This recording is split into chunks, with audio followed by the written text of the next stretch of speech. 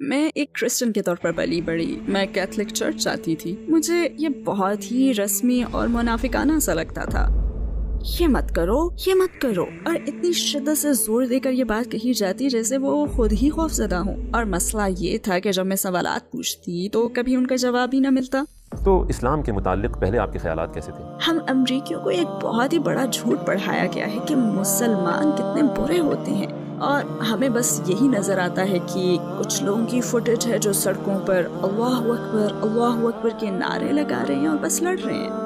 پھر میں Los Angeles گئی. میں نے بہت سی سیلیبریٹیز کے ساتھ کام کیا، کانیے ویسٹ، اسنوپ ڈاگ، فیرل. میں بس ایک ڈریم لائف گزار رہی تھی. میرے پاس پیسہ تھا، میں گھومتی پھرتی تھی، لیکن جو ہی آپ انہیں پا لیں تو پھر سمجھ نہیں آتا کہ آپ کیا کریں. ہالی ووڈ کی برائٹ دکھنے والی لائف جو کہ اصل میں کالی ہوتی ہے. جیمی براؤن نے کیا اسلام قبول، جو کہ بہت سندر ترین بات ہے، کیونکہ بالی ووڈ ہو یا ہالی ووڈ، وہ انسان کو پاگل بنا دیتے ہیں. باہر سے ایسا لگتا ہے کہ سارے بہت خوش ہیں، مگر اندر سے نہ جانے کیا کیا خرافات چل رہے ہوتے ہیں. آئیے اسی کے بارے میں دیکھتے ہیں. ہائی ہیلو السلام علیکم، میں ہوں ابن ہوا اور آپ دیکھ رہے ہیں ابن ہوا ریئیکٹ. اگر ہماری ویڈیو آپ کو اچھی لگے تو اپنے عزیز دوستوں کے ساتھ شیئر کرنا مت بھولیے گا اور کمنٹ میں اللہ ضرور لکھیں. آج کے دور میں اگر ہم دیکھیں تو موویز بالی ووڈ اگریسو ہوتی جا رہی اور زیادہ بے حیا ہوتی جا رہی ہیں اور سیکس کو کھلے عام دکھایا جا رہا ہے. ایسے ہی ہماری ایک بہن کے ساتھ ہوا. ایسے ہی ریلز بناتے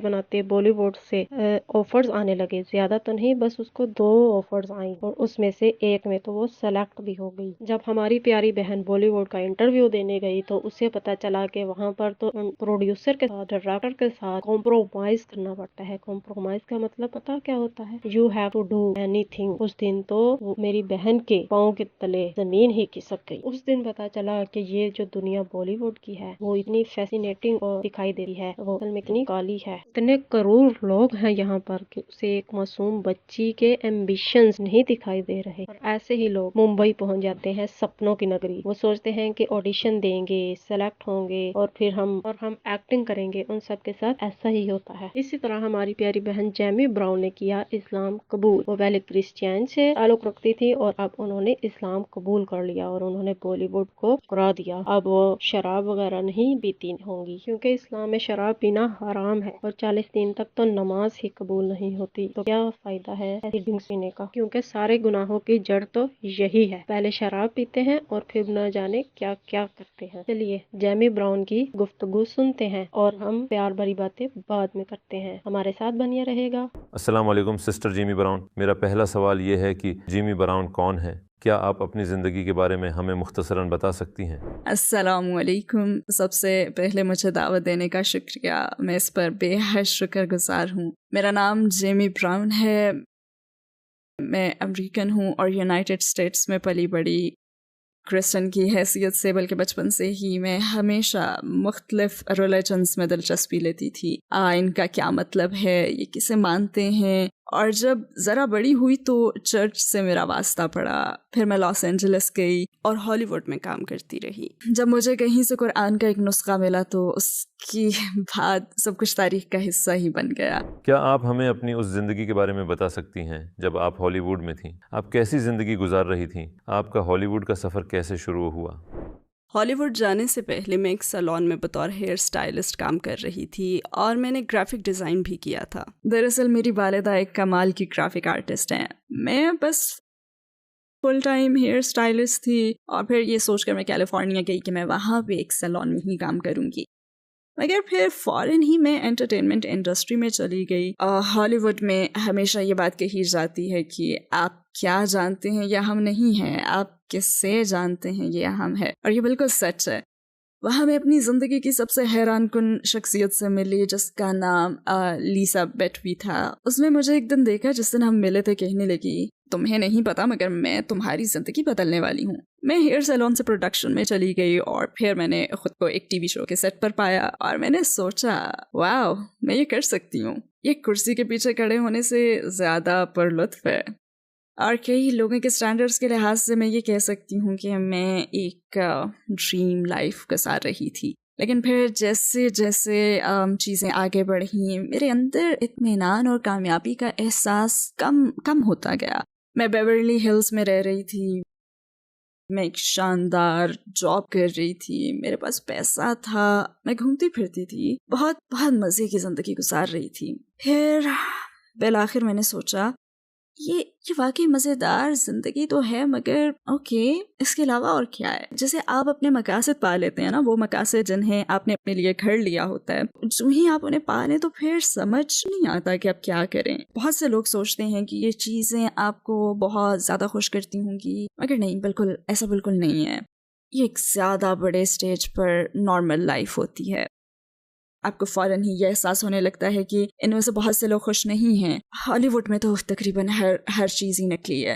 آپ کو یہ سیلیبریٹیز اپنے ان حویلی نما گھروں میں نظر آتی ہیں جنہیں ویڈیو شوٹس کے لیے کرائے پر لیا جاتا ہے. آپ انہیں شاندار کاریں چلاتے ہوئے دیکھتے ہیں, وہ بھی کرائے کی ہوتی ہیں. وہ ایک فلیٹ بیڈ ٹرک پر سیٹ تک پہنچتے ہیں. وہاں بہت سی حیرت انگیز چیزیں رونما ہوتی ہیں, مگر وہ ایک بہت بہت زیادہ اندھیری جگہ ہے. عام طور پر لوگ سمجھتے ہیں کہ ہالی ووڈ کے لوگ ایک شاندار اور بہت خوش باش زندگی جیتے ہیں. ہالی ووڈ کا بیک گراؤنڈ رکھنے والی خاتون کی حیثیت سے کیا آپ سمجھتی ہیں کہ واقعی ایسا ہے؟ نہیں, میرا خیال ہے کہ ہالی ووڈ میں گنتی کے چند لوگ ہوں گے جو بہت خوش ہیں. ہالی ووڈ بہت بہت زیادہ اندھیری جگہ ہے. آپ جتنا اس کے متعلق جانتے ہیں اتنا ہی اس سے آپ دور بھاگنا چاہتے ہیں. میں یہی کہوں گی کہ اس کے ثبوت کے لیے کسی بھی چائلڈ ایکٹر سے آپ پوچھیں کہ خودکشی کی شرح اتنی زیادہ کیوں ہے. آخر کیوں یہ تمام سیلیبریٹیز ضرورت سے زیادہ ڈرگس لے رہی ہیں؟ کیوں اگر ان کے پاس دنیا بھر کی دولت ہے, شہرت ہے, ہر جگہ کا سفر کر سکتے ہیں, بڑے سے گھر میں رہتے ہیں, اپنی فیملی کا خیال رکھتے ہیں, جو کپڑے چاہتے ہیں وہ خرید لیتے ہیں, جہاں جانا چاہتے ہیں چلے جاتے ہیں, وہ تمام VIP چیزیں جس کا ہر کوئی خواب دیکھتا ہے, اگر ان کے پاس یہ سب کچھ ہے تو پھر ان میں سے کوئی بھی خوش کیوں نہیں ہے؟ ان میں سے کسی کو بھی اطمینان کیوں میسر نہیں ہے؟ مجھے یقین ہے کچھ ضرور ہوں گے, میں یہ نہیں کہتی کہ کوئی بھی خوش نہیں ہے, مگر ان میں سے اکثر لوگوں کا یہی حال ہے. یہ بہت سو کے لیے ایک جھوٹا وعدہ ہے. ہالی ووڈ میں آپ یہ خواب لے کر آتے ہیں کہ یہاں چمک دمک اور گلیمر, شہرت اور دولت کی زندگی ملے گی, مگر ایسا کچھ نہیں ہے. یہ سب کچھ نہیں ہوتا. وہ سب جیسے کوئی گمشدہ چیز تلاش کر رہے ہیں. اچھا, اسلام سے پہلے ایمانی لحاظ سے آپ کی زندگی کیسی تھی؟ آپ کا کس پر ایمان تھا؟ میرا ہمیشہ سے خدا پر ایمان تھا. میں ایک کرسچن کے طور پر پلی بڑی. میں اکثر اپنی دوستوں کے ساتھ میتھوڈسٹ چرچ جاتی تھی. میں نے جونیئر ہائی میں اپنی بیسٹ فرینڈ کے ساتھ مارمن آرگنائزیشن میں کچھ وقت گزارا ہے. میں نے ریلیجنس کے بارے میں بہت کچھ پڑھا ہے. میں ہمیشہ سے جانتی تھی کہ خدا صرف ایک ہے, اور مجھے پتا تھا کہ میرا اس سے گہرا تعلق ہے, مگر ہمیشہ کسی چیز کی کمی لگتی تھی. میں کیتھولک چرچ جاتی تھی. مجھے یہ بہت رسمی اور منافقانہ سا لگتا تھا. کیتھولک چرچ کے حوالے سے کچھ خاص باتیں بھی تھیں جن سے مجھے بالکل مناسبت نہیں تھی, مگر میں بچی تھی اور میرے والدین یہی کرتے تھے, لہٰذا میرے پاس اس وقت کوئی چوائس نہیں تھی. اور مجھے ہمیشہ یاد آتا ہے کہ چرچ جاتے اور آتے ہوئے میرے احساسات بس ایک جیسے ہی رہتے تھے, اور میں ہمیشہ سوچتی تھی کہ کیا یہاں آتے ہوئے میرا مورال بلند نہیں ہونا چاہیے, کیا مجھے کسی تبدیلی کا احساس نہیں ہونا چاہیے. اور کیتھولک چرچ کے اندر ہر چیز جیسے لگی بندھی ہوئی ہوتی تھی. آپ کو مخصوص وقت میں مخصوص چیزیں کہنی ہوتی ہیں, مخصوص وقت میں مخصوص چیزیں کرنی ہوتی ہیں, اور یہ سب مجھے ایک مشینی عمل جیسا لگتا تھا. ایمان کے لحاظ سے آپ نے میتھوڈسٹ چرچ یا مورمن چرچز دیکھے, کیتھولکزم میں کون سی بات آپ کو سمجھ نہ آ سکی؟ کیتھولسزم میں ایک بڑا فیکٹر یہ ہے کہ آپ چرچ میں کمیونین لیتے ہیں. ایک ویفر ملتا ہے جو پادری آپ کو دیتا ہے, مگر آپ مخصوص صورتوں میں ہی اسے لے سکتے ہیں.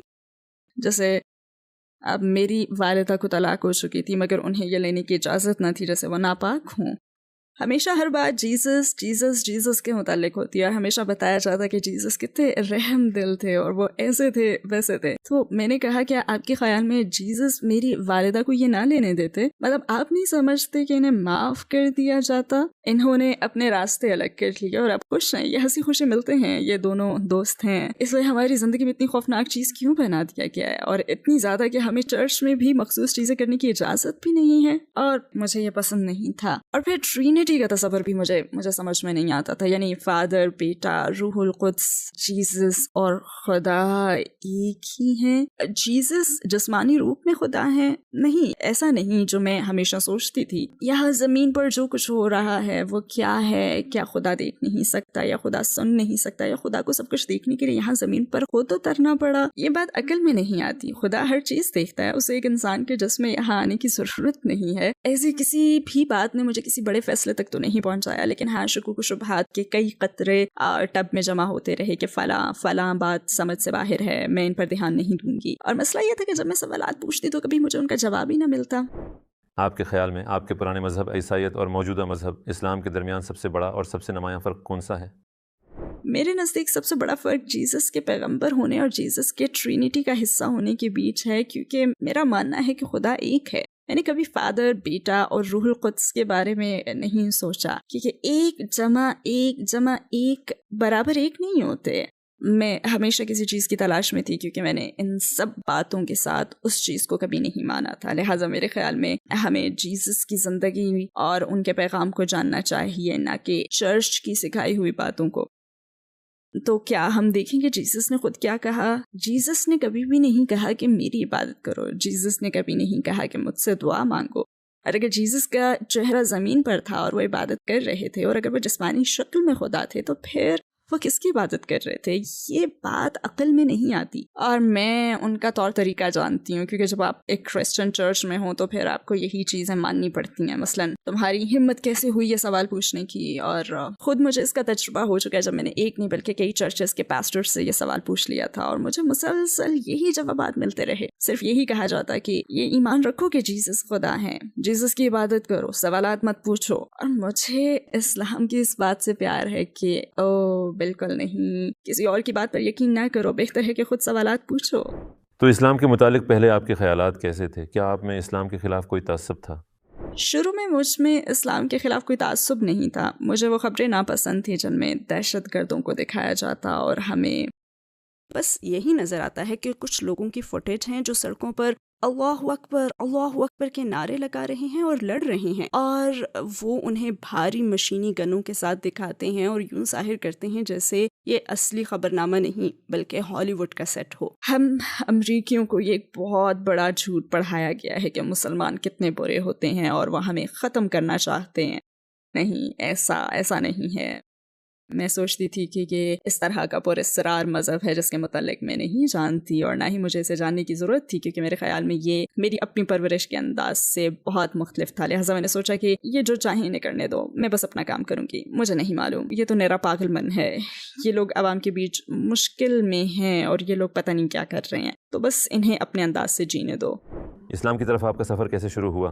میں ایک شو پر کام کر رہی تھی، اور میرا کالیگ جس کے ساتھ میں کام کر رہی تھی وہ ہر جمعے کو کچھ گھنٹوں کے لیے غائب ہو جاتا تھا اور وہاں سے چلا جاتا تھا، اور میں ہمیشہ اس سے پوچھتی کہ تم کہاں جا رہے ہو، تم ہمیشہ غائب کیوں ہو جاتے ہو؟ میں کہتی مجھے پتا ہے کہ تم لنچ تو نہیں کرتے، تو تم کہاں جاتے ہو؟ تب اس نے مجھے بتایا کہ میں مسلمان ہوں اور جمعہ کو ہم جا کر عبادت کرتے ہیں۔ پھر میں نے اس سے کہا اچھا تم میرے ساتھ ایک بار چرچ کیوں نہیں چلتے، دیکھو تمہیں کیسا لگتا ہے؟ اس نے کہا بالکل بھی نہیں، تھینک یو، مگر مجھے اس میں بالکل بھی دلچسپی نہیں ہے۔ اب اس بات پر مجھے غصہ آیا، میں سمجھ نہیں سکی کہ یہ ایک بار بھی وہاں جانے کے لیے تیار کیوں نہیں۔ میں نے کہا کس چیز نے اسے مذہب میں اتنا جکڑا ہوا ہے کہ وہ اتوار کے دن صرف 45 منٹ دینے کے لیے بھی تیار نہیں ہے؟ تو جب میں نے اس سے پوچھا، میں نے کہا کہ تمہارے پاس جو بھی کتاب ہے میں اسے پڑھوں گی، اور پھر تمہارے پاس آ کر تمہاری ہی آیات کے ذریعے سے تمہیں بتاؤں گی کہ یہ مذہب کیوں غیر معقول ہے اور تمہیں کیوں کرسچن ہو جانا چاہیے۔ امید ہے پھر تم بچ جاؤ گے اور جیسس کے ہو جاؤ گے۔ تو اس نے کہا بالکل میں تمہیں کتاب دوں گا۔ میں نے پھر اسے پڑھنا شروع کیا اور سوچنے لگی کہ ایک سیکنڈ ٹھہرو، یہ باتیں تو معقول لگتی ہیں، اوکے ذرا ٹھہرو۔ اور پھر مجھ میں کافی دلچسپی پیدا ہو گئی، میں نے پڑھنا شروع کیا اور میں بس پڑھتی چلی گئی۔ میں اسے عیسائیت قبول کروانے میں ناکام رہی، لیکن میں خود کو مسلمان بنانے میں انتہائی کامیاب ہو گئی۔ میں نے نہیں سوچا تھا کہ ایسا ہوگا، مگر الحمدللہ یہ بہترین نتیجہ نکلا۔ یہ چیز مجھے انتہائی اچھی لگی کہ اس کا ایک ہی نسخہ ہے، 100 یا اس سے بھی زیادہ نہیں۔ جیسے کہ بائبل کے بہت سے مختلف ورژنز ہیں، اور میں ہمیشہ سوچتی تھی کہ آخر کیوں میرے پاس بیٹھی میری دوست کی بائبل میں 2 اضافی آیات ہیں، مگر میری بائبل میں وہ آیات نہیں ہیں، تو کون اسے ایڈٹ کر رہا ہے؟ جب مجھے پتا چلا کہ قرآن صرف ایک ہی ہے اور اس کا ایک لفظ بھی نہیں بدلا، تو میرے منہ سے نکلا واو۔ مجھے ہمیشہ یہی تصور سکھایا گیا کہ بس مان لو، ایمان رکھو، اگر نہیں مانو گی تو تمہارا ایمان باقی نہیں رہے گا۔ اور میں کہتی کہ ہم جو بات مان رہے ہیں کیا اسے عقل کی کسوٹی پر پورا نہیں اترنا چاہیے؟ اور میں چرچ پاسٹر سے پوچھا کرتی تھی، میں کہتی کہ اچھا جیسس انسانی شکل میں خدا ہیں یعنی خدا جیسس کے جسم میں آیا مگر میری نے جیسس کو جانا؟ یعنی آپ مجھے بتا رہے ہیں کہ میری نے خدا کو جانا؟ نہیں۔ اور پھر اگر خدا جیسس کے جسم میں تھا اور لوگوں نے انہیں مصلوب کر کے قتل کر دیا تو کیا خدا مر گیا؟ اوکے، تو پھر دنیا کون چلا رہا ہے؟ لہٰذا جب میں نے قرآن پڑھنا شروع کیا تو اس میں یہ بتایا گیا کہ جیسس ایک پیغمبر تھے، لہٰذا وہ تمام باتیں غیر معقول تھیں۔ اور پھر جب میں نے قرآن پڑھنا شروع کیا تو یہ حق پر محسوس ہونے لگا۔ اس میں موجود کسی بھی بات کو آپ پڑھتے ہیں تو آپ کا دل روشن ہو جاتا ہے اور کہنے لگتے ہیں کہ واقعی یہی بات ہے، اور یہی وہ چیز ہے جو میرے خیال میں پیدائشی مسلمان نہیں سمجھ سکتے۔ یہ احساسات نو مسلموں میں ہی پیدا ہو سکتے ہیں، پتہ نہیں شاید اس لیے کہ آپ پہلے سے جانتے ہیں اور اس کے ہونے پر خوش رہتے ہیں، جبکہ نو مسلم اس کی طرف بڑھتے ہیں اور امید کے ساتھ اسے اپنا لیتے ہیں۔ کیا مسلمان ہونے کا فیصلہ کرنے کے بعد آپ کے لیے اپنا کیریئر چھوڑنا مشکل تھا؟ بالکل بھی نہیں، انتہائی آسان تھا۔ میں بس اس سے تھک چکی تھی، مزید کسی خواہش کا حصول باقی نہیں رہا تھا۔ آپ کا ایک تصور ہوتا ہے اور آپ سوچتے ہیں کہ کیسا ہوگا ایلے، اور جب آپ وہاں پہنچتے ہیں تو محسوس ہوتا ہے کہ یہ تو اس سے بہت مختلف ہے جو ٹی وی پر نظر آتا ہے۔ وہاں رہنے کی حقیقت میری توقع سے انتہائی زیادہ مختلف تھی۔ وہ شاندار ہے، وہاں مزہ بھی ہے، مگر میں نے ایلے کے لیے ہر وہ چیز تقریباً کھو دی تھی جس کی مجھے ضرورت تھی، اور اس موقع پر میں کوئی اور چیز تلاش کر رہی تھی جو کہ ایک فینسی کار چلانے، ایک فینسی علاقے میں رہنے اور میرے اب تک کیے گئے کاموں سے زیادہ اطمینان بخش ہو۔ یہ سب چیزیں میرے لیے غیر اہم تھیں، اور لوگ مجھے کہا کرتے کہ تم آخر کیسے ایک سوٹ کیس میں ہر چیز پیک کر لیتی ہو، یعنی کیسے تم اپنے سارے سامان سے پیچھا چھڑا لیتی ہو؟ اور میں کہتی چیزوں کی پرواہ کرتا ہی کون ہے؟ میں اپنے دوستوں سے مذاق کرتی اور وہ کہتے او تمہارا سارا سامان، تو میں کہتی سامان کی پرواہ کسے ہے؟ وہ کہتے تمہارے گھر پر لگے اس بیڈ فریم کا کیا ہوگا جو اتنا شاندار ہے کہ تم خود کو اس سے جدا ہی نہیں کر سکتی؟ اور میرا یہی جواب ہوتا ہے کم آن، چھوڑو اسے، صرف ایک چیز ہی تو ہے اور یہ بس استعمال کی چیزیں ہیں۔ لہٰذا میرے لیے وہ زندگی چھوڑ دینا بہت آسان تھا جہاں مادی زندگی کی پوجا کی جاتی ہے۔ جب میں وہاں سے نکلی تو میں نے سن سیٹ بولے وارڈ پر استعمال کردہ چیزوں کی ایک بڑی سیل رکھی جو شاید آگے چل کر میری دکاندارانہ زندگی کا پیش خیمہ بننے والی تھی، پتہ نہیں، مگر میں نے سن سیٹ بولے وارڈ کے ایک پارک میں ایک زمین پر ایک بڑی پلاسٹک شیٹ بچھائی اور اس پر اپنا تمام سامان رکھ دیا اور لوگوں کو کہا کہ جو چاہے لے لو۔ قرآن پڑھنا شروع کرنے کے بعد آپ اپنے خوابوں کے شہر ایل اے کو چھوڑ کر مراکش کیوں چلی گئیں؟ میرے لاس اینجلس چھوڑنے کی وجہ یہ تھی کہ مجھے معلوم تھا کہ میں آفیشلی کلمہ پڑھنے والی ہوں۔ مجھے معلوم تھا کہ جن لوگوں کے ساتھ میں نے وقت گزارا ہے، میں جس لائف سٹائل میں جی رہی تھی، میں جس شعبے میں کام کر رہی تھی، میں اس جگہ خود کو بہت تنہا محسوس کرنے لگی، جو کہ پہلے میرے خوابوں کی جگہ تھی، شاید آپ سمجھ سکتے ہو۔ ایل اے واقعی میرے خوابوں کا شہر تھا اور مجھے اس کی ہر بات ہی پسند تھی، مگر جیسے ہی مجھے اسلام کی روشنی ملی، وہ تمام چیزیں جن سے مجھے محبت تھی میں اب ذرا بھی ان کا حصہ نہیں رہنا چاہتی تھی۔ لہٰذا میں جانتی تھی کہ یہ نہیں ہو سکتا کہ میں ایک دن اپنے دوستوں کو کال کروں اور کہوں کہ میں مسلمان ہونے والی ہوں، میں اب حجاب پہنوں گی، لہٰذا شاید اب ہم کبھی ساتھ وقت بھی نہ گزار سکے، کیونکہ جن جگہوں پر تم گزارنا چاہتے ہو میں وہاں نہیں جانا چاہتی، اور اسی طرح کی چیزیں۔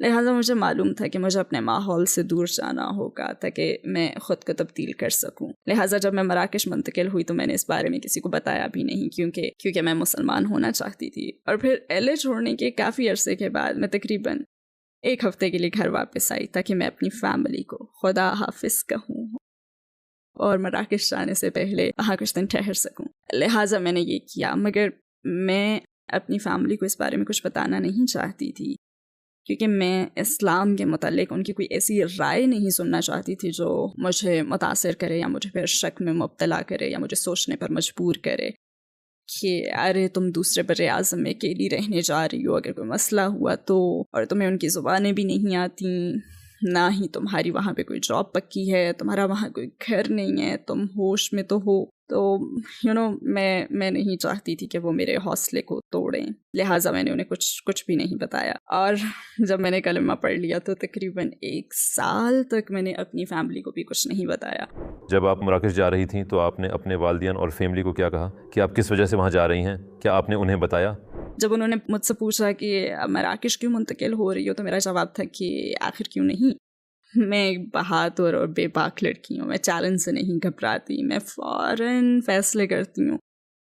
آپ مجھے خطرناک آئیڈیا دے کر کہیں کہ سنو کیا تم یہ کرنا چاہو گی، تو میں یہی کہوں گی کہ ہاں میں ذرا اپنا کوٹ لے کر آؤں پھر چلتے ہیں. یعنی میں اس قسم کی لڑکی ہوں. تو میں نے انہیں لاس اینجلس سے کال کی. میں نے کہا اوکے مام، میرے پاس آپ کے لیے ایک نیوز ہے، میں ایل اے چھوڑ رہی ہوں. تو کہنے لگی اوہ تو تم آخر کار گھر واپس آ رہی ہو؟ میں نے کہا نہیں، 2 مہینوں میں افریقہ منتقل ہو رہی ہوں. تو کہنے لگی او میرے خدا، جیمی تم سوائے مجھے شوق دینے کے اور کچھ نہیں کرتی. کہنے لگی کہ تم مراکش اکیلی جا رہی ہو، تم وہاں کیا کرو گی؟ میں نے کہا پتہ نہیں، شاید وہاں جا کر مجھے کچھ مل جائے. تو جب میں یہ باتیں سوچتی ہوں تو میں کہتی ہوں کہ استغفر اللہ، میں نے ہمیشہ اپنی کریزی حرکتوں سے انہیں پریشان کیے رکھا ہے، مگر انہوں نے میرے کچھ فیصلوں سے متفق نہ ہو کر بھی مجھے واقعی بہت سپورٹ کیا ہے. پھر کیا ہوا؟ آپ قرآن سے بہت زیادہ متاثر ہوئے، تو اسلام قبول کرنے کی جانب آپ نے اگلے قدم کیسے اٹھائے؟ جب مجھے قرآن کا وہ نسخہ مل گیا تو میں اسے پڑھے بغیر نہیں رہ سکی. میں اسے خود سے بس دور بھی نہیں کر سکی. میں اسے روزانہ اور پورا دن پڑھتی رہتی. لوگ ہمیشہ مجھ سے پوچھتے ہیں کہ مراکش ہی کیوں، میں نے ہجرت کے لیے مراکش کا انتخاب کیوں کیا؟ تو میں کہتی ہوں پتہ نہیں، کوئی آئیڈیا نہیں ہے، کیونکہ میں قرآن پڑھتی تھی اور جب بھی میں اسے پڑھتی تو مجھ میں اس کی سرگوشی ہونے لگی. میں ہمیشہ کتاب کو بند کرتی اور پھر مراکش کے بارے میں سوچنے لگتی. اور پہلے میں نے اس کی کسی چیز کے متعلق نہیں سوچا تھا. میں سوچتی کہ او اچھا اوکے کول، اور بس پھر یہ سرگوشی اور زیادہ واضح اور تیز سے تیز تر ہوتی چلی گئی. میں کسی بھی چیز سے خوفزدہ نہیں تھی، لہٰذا میں نے کہا کہ اگر میں اکیلی ایل اے منتقل ہو سکتی ہوں تو میں پھر اکیلی افریقہ بھی رہنے جا سکتی ہوں. لہٰذا میں نے ہر چیز پیک کی، ایک سوٹ کیس لیا اور اگادیر مراکش جانے کا فیصلہ کر لیا. میں ایسا اس لیے کر رہی تھی کیونکہ میں ایک مسلمان ملک میں کلمہ پڑھنا چاہتی تھی. اور 15 دسمبر 2010 کو میں مراکش میں اتری اور پھر وہاں سے میری زندگی بدل گئی. کیا آپ ہمیں تفصیل سے بتا سکتی ہیں کہ جب آپ نے کلمہ پڑھا تو کیسا محسوس کیا؟ وہ نیو ایئرز ایو 2010 تھا اور میں کاسا بلانکا میں حسن ٹو مسجد میں گئی. یہ ساحل سمندر پر بنی ایک بہت بڑی مسجد ہے. میں اس کے پچھلے حصے میں گئی. انہوں نے مجھ سے تمام سوالات پوچھے جیسے کہ کیا تمہیں کوئی مجبور کر رہا ہے، کیا تم خود تیار ہو، اپنے فیصلے پر قائم ہو؟ میں نے کہا ہاں. انہوں نے مجھے کچھ ہدایات دیں. ظاہر ہے کیمرے سے میری فلم بنائی گئی، بڑی بڑی لائٹس میرے چہرے پر پڑ رہی تھیں. میں ایک پتے کی طرح لرز رہی تھی اور میں بہت زیادہ نروس تھی. ظاہر ہے مجھے عربی نہیں آتی تھی، لہٰذا میں نے دروازہ کھولا اور کیمرے کی لائٹ سے میری آنکھیں چندھیا رہی تھیں. میں نے باہر دیکھا تو مجھے صرف لوگوں کا ایک بہت بڑا ہجوم نظر آیا اور وہ سب مجھے گھور رہے تھے. لہٰذا سب نے مجھے اور بھی نروس کر دیا. ان کے پاس ایک چھوٹا سا مائک تھا اور وہ مجھے پورا طریقہ سمجھا رہے تھے. جیسے ہی میں نے کلمہ پڑھا تو میرے کانوں میں اللہ اکبر کے نعرے گونجنے لگے اور میں سوچنے لگی کہ کیا یہ نعرے میرے لیے لگا رہے ہیں، انہیں میری اتنی پرواہ کیوں ہے. مطلب میں نہ سمجھ سکی کہ ان سب کو اتنی پرواہ کیوں تھی اور یہ سب اتنے ایکسائٹڈ کیوں تھے. یہاں تو کوئی بھی نہیں جانتا کہ میں کون ہوں، پھر بھی یہ معاملہ ان کے لیے اتنا اہم کیوں ہے. عربی میں وہ کلمہ پڑھنا انتہائی مشکل تھا مگر دل سے پڑھنا انتہائی آسان تھا. اور پھر دروازہ بند ہو گیا. میں نے 1 منٹ لیا کیونکہ وہ مجھے نماز پڑھنے کا کہہ رہے تھے اور وہ کہنے لگے کیونکہ آپ طریقہ سیکھنے کے لیے ہی پڑھ لو، مگر مجھے نماز پڑھنی آتی نہیں تھی. اور پھر مجھے ایسا محسوس ہوا جیسے میں کوئی نقلی چیز ہوں، کیونکہ مجھے معلوم نہیں تھا کہ میں کیا کر رہی ہوں. اور وہ بہت زیادہ جذباتی ہو رہے تھے. یہ ان کے لیے ایک بہت بڑا واقعہ تھا. میں سوچنے لگی کہ بس کھڑا ہونا ہے اور ختم، زمین پر سر جھکا کے کھڑا ہونا ہے. پتہ نہیں، اب مجھے نہیں معلوم تھا کہ میں نماز کیسے پڑھوں. لہٰذا میں نے فوراً ہی خود کو ناقص محسوس کیا. پھر میں سوچنے لگی کہ اوکے میں مسلمان ہوں اور پھر یہ سارے مسلمان نماز پڑھ رہے ہیں اور میں ابھی بالکل نئی ہوں جسے نہیں پتہ کہ کیا کرنا ہے. تو کوئی بات نہیں. تو میں نے اپنے طور پر نماز پڑھی. کچھ پتہ نہیں تھا کہ میں کیا کر رہی ہوں، مگر تھوڑی دیر پہلے جو کچھ میں نے کیا تھا اس پر ابھی تک شوق کی حالت میں ہی تھی. یہ سب غیر حقیقی سا محسوس ہوا تھا. اور پھر اس کے بعد کلمہ پڑھنے کے کچھ ہی ہفتوں کے بعد مجھ میں جذبات کا ایک طوفان برپا ہو گیا اور میں نے خود کو ایک بالکل مختلف شخص محسوس کیا. مجھ میں دین کے لیے ایک انتہائی زیادہ پیاس پیدا ہو گئی تھی. کیا آپ کا واسطہ کسی حجابی خاتون سے ہوا تھا اور اس وقت آپ کے ذہن میں کیا خیالات آئے تھے؟ میں اپنی دوست کی امی سے ملی تھی جو کہ مسلمان تھیں. وہ لاس اینجلس وزٹ پر آئی تھیں جہاں میری ان سے ملاقات ہوئی, اور ہم نے وینس بیچ پر ایک بورڈ واک کی تھی. انہوں نے لمبی آستینوں والا عبایا اور حجاب پہنا ہوا تھا, اور ظاہر ہے کہ ان سے معمول کے سوالات ہی کر رہی تھی کہ کیا آپ کو گرمی نہیں لگتی, آپ کو اس میں گرمی نہیں لگتی, کیا آپ ہر وقت اسے پہنے رکھتی ہیں, مطلب جب آپ سوئمنگ وغیرہ کے لیے جانا چاہیں تو پھر کیا کریں گی. اور میں ان سے اسی قسم کے ڈھیروں سوالات کر رہی تھی. وہ اپنے ایمان میں بہت زیادہ مضبوط تھیں. میں اس پر زیادہ بات نہیں کر سکتی, میں ایموشنل ہو جاتی ہوں. وہ اپنے ایمان میں بہت مضبوط تھیں, جس سے مجھے اس دین پر گہرائی سے غور کرنے کی انسپریشن ملی. مثلا یہ اتنی گرمی میں خود کو ٹارچر کیوں کر رہی ہیں, کیوں, آخر کیسے, یہ اتنی پکی اور پرعزم کیسے ہیں کہ اپنی کلائیاں تک دکھانے کے لیے تیار نہیں ہیں. میں واقعی میں بہت زیادہ انسپائرڈ تھی. اپنے آنسو کو روکنا بہت مشکل ہوتا ہے کیونکہ میں اس بارے میں بہت ایموشنل ہو جاتی ہوں, اور میں نے اپنی بیٹی کا نام بھی ان کے نام پر رکھا ہے, لہٰذا وہ واقعی ایک مسلمان کے طور پر میرا پہلا امپریشن تھی, اور ایک مسلمان عورت کا بہترین نمونہ تھیں وہ. آپ نے حجاب پہننا کیسے شروع کیا؟ جب میں نے پہلی مرتبہ حجاب پہنا تو میں رات کو ایک فلائٹ سے مراکش میں آ رہی تھی, اور جہاز پر میرے ساتھ ایک بیگ تھا, اور اس بیگ میں ایک اسکارف تھا, ایک بڑا موٹا اور عجیب سا اسکارف. مجھے جہاز سے اترنا اور خود سے یہ کہنا یاد ہے کہ اب وقت آ گیا ہے. جیسے ہی میں جہاز سے اتری اور یہاں مراکش میں زمین نے میرے قدموں کو چھوا تو میری زندگی کے دوسرے چیپٹر کا حقیقتاً آغاز ہو گیا تھا, اور میں اس کا آغاز اچھا کرنا چاہتی تھی. لہٰذا میں نے وہ اسکارف لیا اور ایئرپورٹ کے باتھ روم میں چلی گئی اور اسے خوبصورتی سے لپیٹنے کی کوشش کی, مگر اتنی خوبصورتی سے نہیں لپیٹ پائی. مگر میں نے سوچا کہ میرا پہلا تجربہ ہے, دیکھتے ہیں کیسا رہتا ہے. لہٰذا میں نے اسے پہنا اور سر کے گرد لپیٹ لیا, اور اس دن کے بعد سے اسے کبھی نہیں اتارا الحمدللہ. وہ لوگ جو کہتے ہیں کہ یہ محدود کر دیتا ہے, یہ بڑا ظلم ہے, یہ آزادی میں رکاوٹ بنتا ہے, تو کسی نے بھی مجھے گن پوائنٹ پر حجاب پہننے کو نہیں کہا. جب میں نے مراکش چھوڑا اور میں یونائیٹڈ اسٹیٹس دوبارہ آ گئی تو لوگ مجھ سے پوچھتے ہیں کہ تم اسے اتار کیوں نہیں دیتی, اب تو تم مراکش میں نہیں ہو. تو میں کہتی ہوں کہ میرا ایمان میری لوکیشن کا محتاج نہیں ہے, میں اسے اتارنا چاہتی ہی نہیں ہوں. اور میرے خیال میں امریکہ آنے کے بعد بہت سے لوگ حیران تھے کہ میں نے اسے اتارا نہیں. کیا آپ اپنے ارد گرد کے لوگوں کو دعویٰ دیتی ہیں, اور یہ کام آپ کیسے کرتی ہیں؟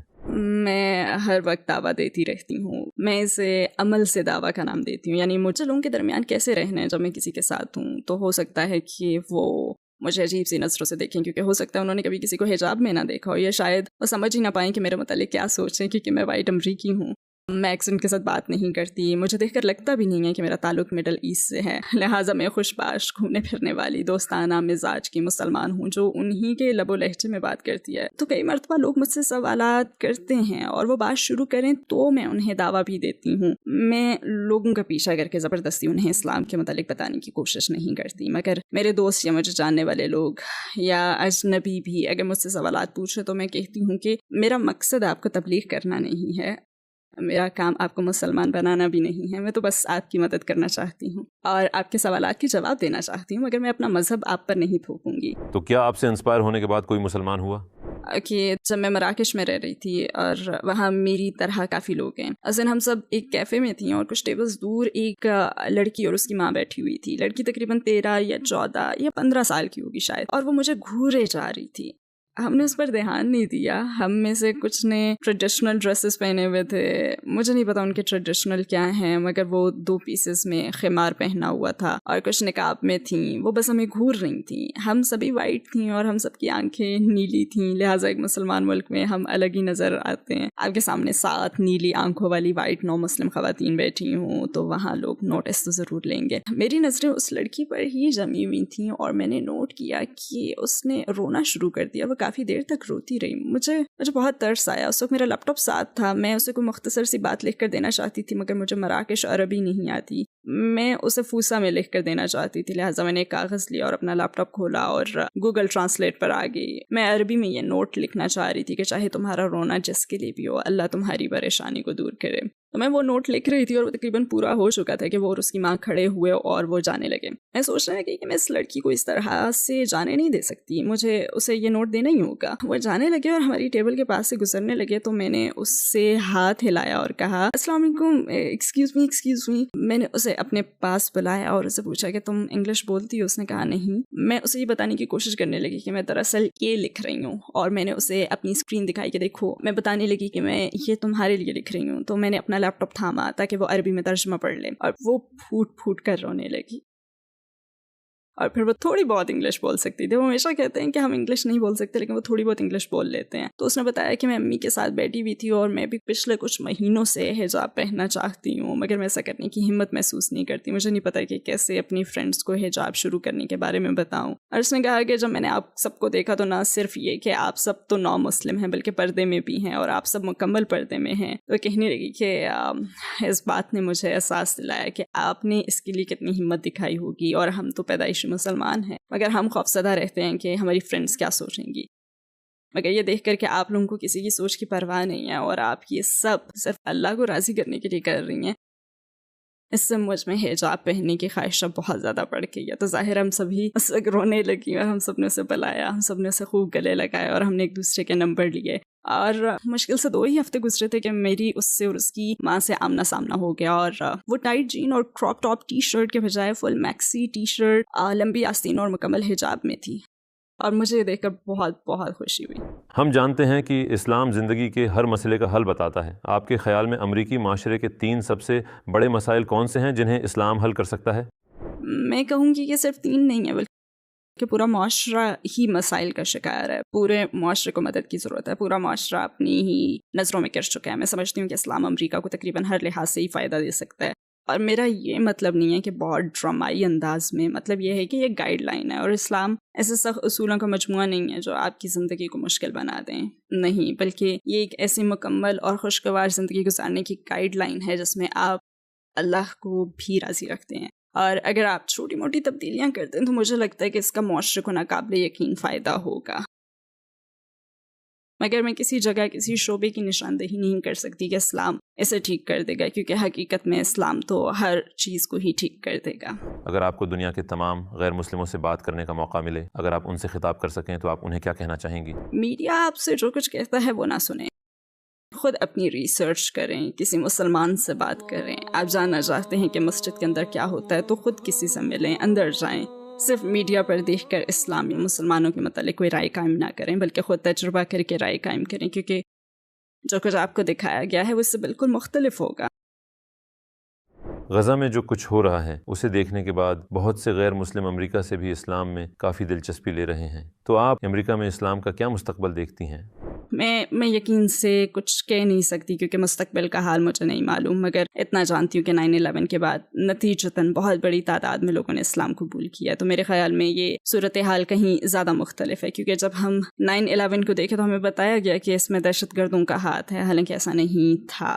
ہمیں بتایا گیا کہ یہ دہشت گرد ہمارے ملک پر حملہ کر رہے تھے اور ہمارے اپنے ہی گھر میں حملہ کیے جانے کے باوجود اس کے نتیجے میں کئی غیر مسلم اسلام قبول کر رہے تھے. اب آپ ایسے واقعات دیکھ رہے ہیں جو دنیا کے دوسرے حصے میں ہو رہے ہیں, اور جس طرح سے وہ غزہ میں سب کچھ ہوتا دیکھ رہے ہیں ان کے دل ٹوٹ رہے ہیں. تو اگر براہ راست امریکہ کو نقصان پہنچانے والے ایک واقعے سے اتنے لوگ مسلمان ہو سکتے ہیں تو پھر سوچیں کہ ایسی صورتحال دیکھ کر کتنے لوگ مسلمان ہوں گے کہ جب ہم پر حملہ نہیں کیا گیا بلکہ ہم صرف برائی کو ہوتا ہوا دیکھ رہے ہیں. اور میرے خیال میں بہت سے لوگ پکا ایمان, فلسطینیوں کا پکا ایمان دیکھ چکے ہیں.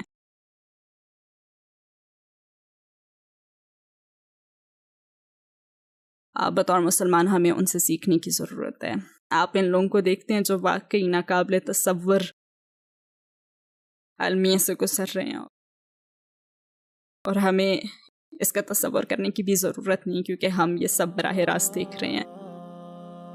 اور اس ناقابل برداشت انسانی صورتحال کے باوجود ان سب کی انگلیاں اوپر کی جانب ہیں اور وہ کہہ رہے ہیں لا الہ الا اللہ ہر مرتبہ. اور دنیا دیکھ رہی ہے کہ جس طرح مسلمان اللہ پر بھروسہ کرتے ہیں, آپ ان مسلمانوں کی طرف سے وہ ریاکشن نہیں دیکھتے جس کی توقع دنیا کرتی ہے, بلکہ آپ کو یہ بالکل ہی مختلف نظر آتے ہیں. آپ کو رحم دلی کے لمحے, نرم دل اور ایک دوسرے کی مدد کرتے ہوئے لوگ نظر آتے ہیں. دنیا آخرکار دیکھ رہی ہے کہ مسلمان مانسٹرز نہیں ہیں جیسا کہ ہمیں طویل عرصے سے دکھایا جا رہا ہے. ہم موویز کے وہ کیریکٹرز نہیں ہیں جن کے سروں کے گرد پگڑیاں لپٹی ہوئی ہیں اور ہر طرف بندوقیں. مسلمان ایسا نہیں ہے. مسلمان تو وہ ہے جسے الاقصی میں قتل کیا جا رہا ہے. مسلمان تو وہ ہے جو اپنی بیوی اور اپنے 11 بچے دفنا رہا ہے اور پھر بھی کہہ رہا ہے الحمدللہ الحمدللہ, اور پھر بھی مضبوط ہے. لہذا دنیا دیکھ رہی ہے کہ مسلمان نرم دل ایمان والے لوگوں کا ایک گروپ ہے جو یہ جانتے ہیں کہ پورا معاشرہ مل کر ایک بچے کی پرورش کرتا ہے. اور جب ہم دیکھتے ہیں کہ وہ تمام بچے جن کی اب فیملی باقی نہیں رہی تو یہ ڈاکٹرز کیسے ان کی دیکھ بھال کر رہے ہیں جیسے یہ ان کی اپنی ہی بچے ہوں. اور ہم اسلام کا یہ چہرہ دیکھ رہے ہیں جسے جھٹلایا نہیں جا سکتا. آپ ایک مسلمان سے سب کچھ چھین سکتے ہیں مگر آپ ہمارا ایمان نہیں چھین سکتے. اللہ آپ کو انشاءاللہ اپنی جنت عطا فرمائے اور آپ کی کاوشوں کا اسلام کی سفیر بننے کا بہت شکریہ. انشاءاللہ. مجھے بلانے کا بے حد شکریہ. آپ کے تمام سوالات میرے لیے اہم تھے اور اگر کوئی یہ ویڈیو دیکھ رہا ہے تو پلیز میرے والدین کے لیے دعا کریں کہ وہ مسلمان ہو جائیں انشاءاللہ. انشاءاللہ.